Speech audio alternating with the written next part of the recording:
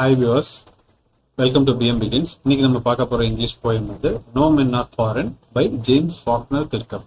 இந்த போயமுக்கு முன்னாடி ரீட் பண்றதுக்கு முன்னாடி அதை பத்தின ஜஸ்ட் ஒரு அவுட்லைன் இருக்கு, அதை பத்தி பார்த்துலாம். Read the poem to know why we must not hate our brethren because they belong to different country or speak a different language. இந்த poem read the poem know why we must not hate. இந்த poem படிக்கிறதுனால ஏன் நம்மளோட பிரத்ரன்னா ஒரு people belongs to particular குரூப்னு எடுத்துக்கலாம். Okay, அந்த மாதிரி டிஃப்ரெண்டா இருக்கிற ஒரு குரூப்போ இல்லாட்டி டிஃப்ரெண்ட் லாங்குவேஜ் பேசுறவங்களோ இல்லை டிஃப்ரெண்ட் கண்ட்ரியை சேர்ந்தவங்களையோ எதுக்காக நம்ம வெறுக்கக்கூடாது அப்படின்னு தெரிஞ்சுக்கிறதுக்கு அந்த போயத்தை படிக்கிறோம். The poet reminds us how all people are similar and part of the brotherhood of men. இந்த போயிட் வந்து எதை நம்மளுக்கு ரிமைண்ட் பண்ணுவார்னா, எல்லா மனுஷங்களுமே எப்படி ஒருமித்த மனிதத்தோட இருக்கிறாங்க, அதே நேரத்துல ஒரு சகோதரத்துவத்தை பாராட்டுற மாதிரி இந்த போயம் அமைஞ்சிருக்கு. By the end of the poem we get to know how it is unnatural to fight against our selves. End of the போயம்ல நம்மளுக்கு வந்து என்ன தெரியும்னா, எப்படி ஒரு அன்நேச்சுரல்னா ஒரு இயற்கைக்கு புறம்பாக எப்படி நமக்குள்ள நம்ம சண்டை போட்டுக்கிறோன்றத புரிய வைக்கிறதுக்காக தான் இந்த போயத்தோட எண்டில் ஒரு மாரல் மாதிரி இருக்கும். ஓகே, ஸோ இப்போ நம்ம போயத்துக்குள்ள போயிடலாம். Remember, no men are strange, no countries are foreign. So உன்னை ஞாபகம் வச்சுக்கோங்க, எந்த மனுஷனுமே ஸ்ட்ரேஞ்ச் கிடையாது. இந்த இடத்துல ஸ்ட்ரேஞ்சுனா டிஃப்ரெண்ட், ஒரு வித்தியாசமான அப்படின்னு எடுத்துக்கலாம். Okay, so no countries are foreign. எந்த கண்ட்ரியுமே ஃபாரின்னா என்ன, நம்மளை பொறுத்த வரைக்கும் ஒரு தூரமான இருக்கிற கண்ட்ரின்னு வச்சுக்கோங்க. இந்த இடத்துல ஃபாரின் மீன் பண்றது வந்து அந்நியம் கிடையாது அப்படின்னு தான் மீனிங். தமிழ்ல கரெக்டான வேர்ட் சொல்லணும்னா அந்நியம் கிடையாது, ஃபாரின்றது அந்நியம். Beneath all uniforms, a single body breathes like us. Beneath all uniforms. யூனிஃபார்ம்ஸ்ன்றது எங்க மீன் பண்ணுதுன்னா, ஒரு நாட்டுக்கு நாடு சண்டை நடக்கும்போது எல்லாருமே சோல்ஜர்ஸ் யூனிஃபார்ம் போட்டிருப்பாங்கல்ல, அந்த யூனிஃபார்ம் மீன் பண்றாங்க. எல்லா யூனிஃபார்ம்குள்ளேயும் ஒரு சிங்கிள் பாடி பிரீத்ஸ் லைக் us. நம்மள மாதிரியே மூச்சு விடுற ஒரு பாடி தான் இருக்கு, ஐ மீன் ஒரு மனுஷன் தான் இருக்கான். The land our brothers walk upon is earth like this, in which we all shall lie. நம்மள மாதிரியே இந்த land our brothers walk upon மாதிரியே இதே மாதிரி ஒரு லேண்ட்ல நம்மளோட சகோதரங்க நடந்துட்டு இருப்பாங்க. இதே மாதிரி ஒரு earth like this in which we all shall lie. இதே மாதிரி எர்த்துல நம்ம எல்லாருமே படுத்துருப்போம்னா இதுல தானே வாழ்றோம், அதான் மீனிங். வி ஆல் ஷால் லைனா படுக்கிறதுன்னு அர்த்தம், அல்லது இந்த இடத்துல படுக்கிறதுன்னு மீனிங் ஆகாது, வாழ்றதுன்னு ஆகும். Okay, they too aware of sun and air and water are fed by peaceful harvest by wars long winter starved. அதாவது they too aware of sun and air and water. அவங்களுமே இங்க இருக்கிற சூரியனும் காற்றையும் வாட்டரையும் பத்தி அவங்களுக்கும் தெரியும். அதாவது என்ன மீன் பண்றாங்கன்னா, நம்மள மாதிரியே தான் நம்ம எப்படி சுவாசிக்கிறோம், நம்ம எப்படி ஒரு சூரியனை பார்க்கிறோம், ஒரு காற்றை சுவாசிக்கிறோம், எப்படி தண்ணி வாட்டரை பார்க்கிறோம், நம்ம அதே மாதிரி ஒரு பொயட்ரியா சொல்றாரு. ஓகே, அவங்களுக்குமே இந்த சன்னு வாட்டர் ஏர்லாம் தெரியும். ஆர் ஃபெட் பை பீஸ்ஃபுல் ஹார்வெஸ்ட்னா ஒரு விளைச்சல், ஒரு அமைதியான விளைச்சல்ல அவங்களோட பசியை அறிக்கிறாங்க. அது ஆர் ஃபெட்னா சாப்பிட்றது. ஃபெட் பை பீஸ்ஃபுல் ஹார்வெஸ்ட், ஒரு பீஸ்ஃபுல்ன்றது ஒரு அமைதியான விளைச்சல்ல அவங்களும் சாப்பிட்டுட்டு இருக்காங்க. By wars long winter starved. அதாவது எந்த மாதிரி நேரத்துல இந்த wars long winter starve, winter போயிட்டு இருக்கு. யூஸ்வலாவே வின்டர்ல பெருசா நம்மளுக்கு சாப்பாடு கிடைக்காது. ஸ்டாவ்டுன்னா என்ன அர்த்தம்னா, பயங்கரமான பசியில அவங்க அந்த அமைதியான நம்மள மாதிரியே அவங்களும் அந்த விஷயத்த பண்ணிட்டு இருக்காங்க அர்த்தம். Their hands are ours and in their lines we read a labour not different from our own. அதாவது தேர் ஹேண்ட்ஸ் ஆர் அவர்ஸ், அதாவது அவங்களோட ஹேண்ட்ஸ்லாம் நம்மது தான். அண்ட் இன் தேர் லைன்ஸ், அதாவது ஹேண்ட்ல ரேகை இருக்கும்ல, and in their lines we read, அந்த ரேகையை நம்ம ரீட் பண்ணும்போது a labor not different from our own. அதுல இருக்கிற ஒரு தொழிலாளி இல்ல உழைப்பாளி நம்மளை விட அவன் வேற ஒருத்தன் கிடையாது, நம்ம தான் அவன் அப்படின்ற மீன் பண்றாரு. Remember, they have eyes like us that wake or sleep and strength that can be won by love. திரும்பவும் ஞாபகம் வச்சுக்கோங்க, அவங்களுக்கும் கண்ணு இருக்கு, அந்த கண்ணுல அவங்க முழிப்பாங்க, அதே நேரத்துல உறங்குவாங்க, விழிப்பாங்க.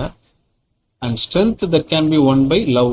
அன்பால மட்டும்தான் அந்த விஷயத்த ஜெயிக்க முடியும் அப்படின்னு மீன் பண்றாருங்க. In every land is common life ஒவ்வொரு நிலங்கள்லையுமே ஒரு காமன் லைஃப் இருக்கு, காமனான ஒரு வாழ்க்கை இருக்கு. That all can recognise and understand. அதை வந்து எல்லாருமே ரெகனைஸும் பண்ணிக்கலாம், உணர்ந்துக்கலாம், அதே நேரத்தில் அதை புரிஞ்சுக்கவும் செய்யலாம். Okay, so let us remember whenever we are told let us remember whenever we are told to hate our brothers, it is ourselves. அதாவது எப்பயுமே ஒன்று விஷயத்தை ஞாபகம் வச்சுக்கோங்க. let us remember whenever we are toldனா எப்பயுமே நம்மளோட பிரதர்ஸை ஹேட் பண்ணுங்கன்னு நம்மளுக்கு சொல்லப்படும் போதுனா அது எந்த மாதிரி விஷயமாவும் இருக்கலாம், நம்மளுக்கு கமாண்டா இருக்கலாம், ஒரு எந்த மாதிரி விஷயமாவும் இருக்கலாம். பட் நம்மளுக்கு அது சொல்லப்படும் போது டு ஹேட் அவர் பிரதர்ஸ், நம்மளோட சகோதரங்களை நம்ம வெறுக்கணும்னு சொல்லப்படும் போது அது அவங்கள நம்ம வெறுக்கல, நம்மளே தான் வெறுத்துக்கிறோம் அப்படின்னு மீன் பண்றாரு. இட் இஸ் அவர் செல்ஸ் அப்படின்றாரு. That we all shall dispossess, betray and condemn. That we all shall, அது என்னன்னா வி ஆல் ஷால் டிஸ்போசஸ்னா டெப்ரிவ்னு அர்த்தம். டிஸ்போசஸ்னா ஒரு மாதிரி பிசிக்கலி ப்ரிவென்ட் பண்றது, அதை அவங்கள ஒதுக்கிறதுன்னு அர்த்தம். பெட்ரேன்னா துரோகம் பண்றதுன்னு அர்த்தம். கண்டம்னா ஒரு மாதிரி ஒரு பிடிக்காத ஒரு வசைச்சொல் மாதிரி, வசையா அதை எடுத்துக்கிறதுன்னு அர்த்தம் டோட்டலாகவே. So okay, so remember we who take arms against each other. Remember who, இதெல்லாம் எதுக்குன்னா யாருக்கு எதிராக நம்ம who take arms against each other, யாருக்கு எதிர்த்து நின்று பண்ணிட்டு இருக்கோன்றத புரிஞ்சுக்கோங்க. Remember we who take arms against each other, அதை புரிஞ்சுக்கோங்க. It is the human earth that we defile. It is the human, இது வந்து ஒரு மனிதத்தோட ஒரு உலகம். தட் வி டிஃபைல்னா அதோட புனிதத்தை கெடுக்கிறோம் அப்படின்னு அர்த்தம். டிஃபைல்னா புனிதத்தை டேமேஜ் த பியூரிட்டி, அந்த மாதிரி மீன் பண்ணுவாங்க. Okay, our hells of fire and dust outrage the innocence of air that is everywhere our own. அதாவது அவர் ஹெல்ஸ் ஆஃப் ஃபயர் நரகத்தின் நெருப்பு வந்து டஸ்ட்னா அதாவது பொசுக்கி சாம்பலாக்குறதுன்னு அர்த்தம். இந்த இடத்துல பொசுக்கி எந்த மாதிரி சாம்பலாக்குறது, அவுட்ரேஜ்னா என்ன, ஒரு ஆங்கர், ஒரு ஷாக், ஒரு ஸ்ட்ராங் எமோஷன் காட்டுறது தான் அவுட்ரேஜ். ஒரு கோவத்தின் வெளிப்பாடு எப்படி வேணாலும் எடுத்துக்கலாம். அவுட்ரேஜ்னா மொத்தமா வெறுப்பு, கோவம் எல்லாத்தையும் மொத்தமா காட்டுறது. Outrage the innocence of air that is everywhere our own. அது இவ்வளவும் நம்ம இன்னொருத்தவங்க காட்டுறதா நினைச்சுக்கிறோம், ஆனா இது அந்த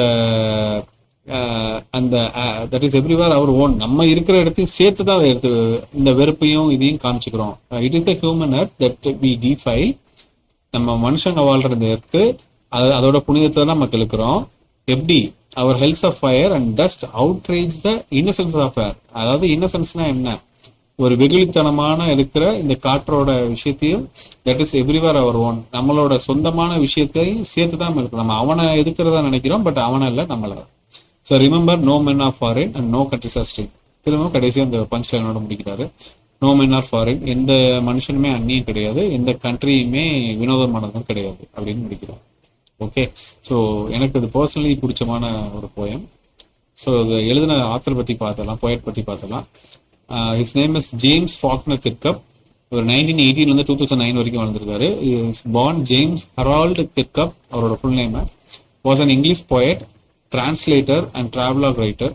அவர் ஒரு இங்கிலீஷ் போயம் எழுதுறவர், டிரான்ஸ்லேட் பண்ணுவார், ஒரு லாங்குவேஜ்ல இன்னொரு லாங்குவேஜுக்கு டிரான்ஸ்லேட் பண்ணுவார். அண்ட் டிராவலாக் ரைட்டர்னா ஜஸ்ட் பயண கட்டுரைகள் எழுதுறாரு. Okay, he wrote over 30 books including autobiographies, novels and plays. 30 புக்குக்கு மேலே எழுதியிருக்காரு, இன்க்ளூடிங் ஆட்டோபயோகிராஃபி நிறைய இருக்காரு, சுயசரிதைகள் நிறைய எழுதியிருக்காரு, அண்ட் நாவல்ஸ் எழுதியிருக்கிறாரு, அண்ட் பிளேஸ்னா நாடகங்கள் எழுதியிருக்கிறாரு. Kirkup wrote his first book of poetry. அவரோட ஃபர்ஸ்ட் புக் ஆஃப் போயட்ரி வந்து என்னன்னா, அதோட நேம் வந்து என்னன்னா the drowned sailor at the Downs அப்படின்றது, விச் வாஸ் பப்ளிஷ்ட் இன் 1947. இந்த ட்ரவுண்ட் செயிலர் அட் த டவுன்ஸ்ன்ற ஃபர்ஸ்ட் போயட்ரி புக் தான் அவர் பப்ளிஷ் பண்ணியிருக்காரு. His home town of South Shields, அவரோட ஹோம் டவுன் சவுத் ஷீல்ட் வந்து இப்போ now holds a growing collection of his work. அவரோட அந்த சவுத் ஷீல்ட்ஸ்ன்ற அவரோட ஹோம் டவுன் வந்து இப்போ வந்து அவரோட கலெக்ஷன்ஸை கலெக்ட் பண்ணி growing collection of his work in a central library collect பண்ணி வச்சிருக்காங்க. Okay, and artifact from his time in Japan are housed in a nearby museum. Artefacts என்னன்னா ஒரு ஹிஸ்டாரிக் தொடர்புள்ள ஒரு பொருட்களை சேகரித்து வைக்கிறது. ஸோ அவரோட ஹிஸ்டாரிக் தொடர்புள்ள பொருள் இன் ஜப்பான்ல இருந்தப்போ அதுக்குரிய பொருளை அதே ஹவுஸ்ல நியர்பை மியூசியம்ல வச்சிருக்காங்கன்னு சொல்றாங்க. Okay, his last volume of poetry was published during the summer of 2008 by Red Squirrel Press. அவரோட லாஸ்ட் வால்யூம் ஆஃப் அந்த போயட்ரி வால்யூமை யார் பப்ளிஷ் பண்ணியிருக்காங்கன்னா 2008 சம்மரில் ரெட் ஸ்குவிரல் ப்ரெஸ்ன்றவங்க தான் ரிலீஸ் பண்ணியிருக்காங்க. And was launch at the special event at central library in South shield. அது எங்கே நடந்துச்சுன்னா special event at central library in South shield, அவரோட ஹோம் டவுன் தான் சவுத் ஷீல்ட்ல நடந்துருக்கு. ஸோ இந்த வீடியோ உங்களுக்கு பிடிச்சிருந்துச்சுன்னா லைக் பண்ணுங்கள், ஷேர் பண்ணுங்கள், கமெண்ட் பண்ணுங்கள். ஐ see you in next video. Thank you all.